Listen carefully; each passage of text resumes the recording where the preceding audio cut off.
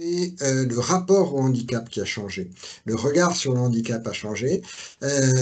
On parle de plus en plus souvent de personnes handicapées plutôt que de handicapés, ce qui est quand même assez sympathique. Mais ce qui traduit derrière, en fait, une réelle volonté d'inclusion. Et finalement, ce regard, eh bien, permet à beaucoup de gens de déclarer leur handicap. Moi, par exemple, c'est mon cas. J'étais handicapé à la naissance et ça n'est que à 53 ans que j'ai déclaré mon handicap. Et pourquoi? En fait, quand j'y réfléchis, ben, simplement parce que le contexte a changé, le regard sur le handicap a changé. Je me sentais en sécurité pour faire cette démarche et donc j'ai pu la faire. Et ça, c'est extraordinaire, c'est une belle avancée. Avancer dans la carrière, elle se fait aussi par le concours.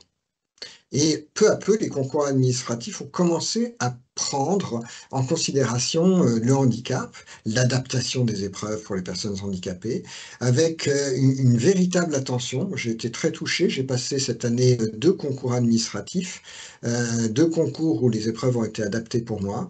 Et j'ai été particulièrement touché par l'attention des examinateurs, le mal qu'ils se donnaient pour que nous soyons tous à égalité et que nos handicaps soient levés et que l'on puisse avoir des épreuves de bonne qualité.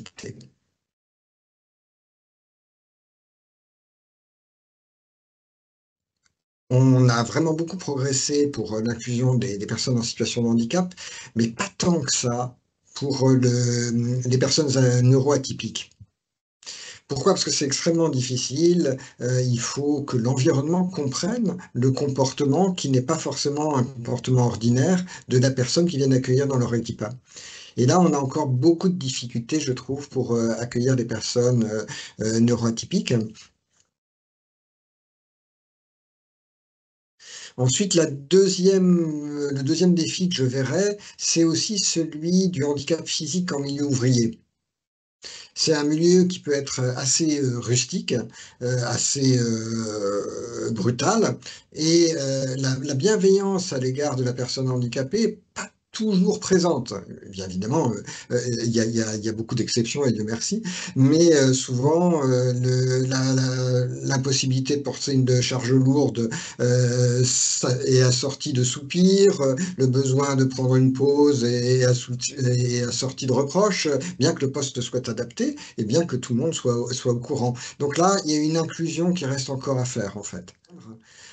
C'est un peu comme si vous étiez dans une course de fond et que vous deviez prendre soin de votre partenaire pour passer le relais et que bah, celui-ci n'avance pas forcément au même rythme que vous. Et donc ça peut provoquer des irritations et il faut arriver à faire comprendre que une course de relais, eh bien, on la gagne quand tout le monde gagne.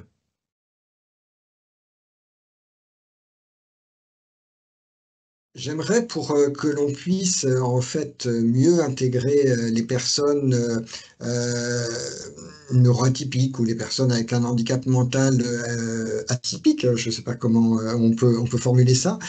J'aimerais que l'on puisse, faciliter la formation, de tous les agents et que, un peu comme, il y a des sauveteurs, secouristes du travail, il puisse y avoir des gens qui sont identifiés dans la collectivité, avec un petit panneau, soit sur leur bureau, soit, sur l'organigramme avec une pastille, disant que c'est des gens qui ont été formés sur la neuroatypicité et les personnes en difficulté, parce que c'est souvent ça qui se produit au travail, qui n'arrivent pas à comprendre comment tel autre collègue fonctionne, et ben, peuvent aller le voir comme référent informel, en plus de la RH. Mais quelque part, c'est dans l'espace, et dans l'espace de travail. Et puis, ça permettrait aussi à la RH de simplifier son travail, parce que affecter une personne neuroatypique dans un collectif, il faut s'assurer qu'il soit bien accueilli.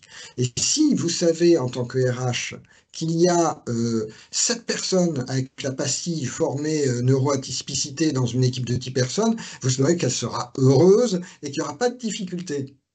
Donc ça pourrait être un beau projet à porter. Voilà.